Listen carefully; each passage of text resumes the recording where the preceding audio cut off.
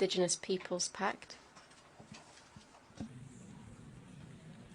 I speak on behalf of the Asia Indigenous Peoples Caucus, convened by the Asia Indigenous Peoples Pact.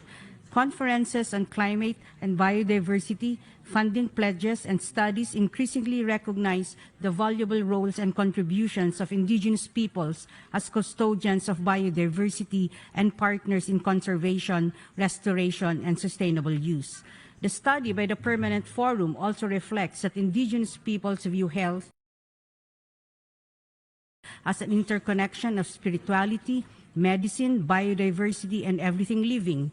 The disruption, destruction, and disrespect for our indigenous ways of life remain negative factors affecting indigenous health. Centuries of colonial practices, development aggression, and corporate culture continue to add to the physical, mental, and spiritual traumas in indigenous peoples, which have intergenerational consequences.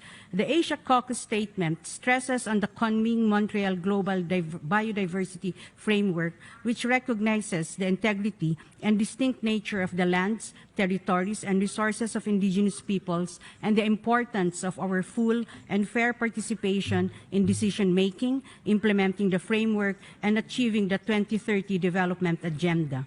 Without a commitment to safeguarding human rights, the 30 by 30 conservation target would lead to further eviction of indigenous peoples from our ancestral lands and denial of access to critical resources needed to sustain our rights to land, food, and health. States should respect our free, prior, and informed consent in creating protected areas, allowing us to manage and provide the financial resources required to support these areas. The commitment is crucial in recognizing their target.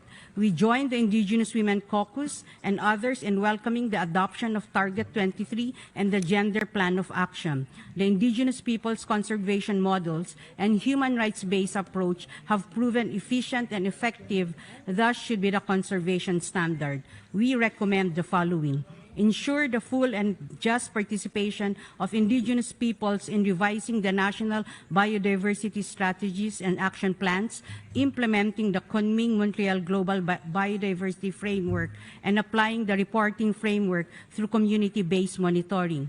Ensure increased direct access to financial resources for indigenous peoples, inclusive of all landscapes and seascapes, less bureaucratic financial mechanisms, and the inclusion in the GBF governance committees to design better and implement grants. Build meaningful partnerships with indigenous peoples to ensure these proposed solutions address climate change and promote biodiversity restoration and planetary and territorial. Gracias por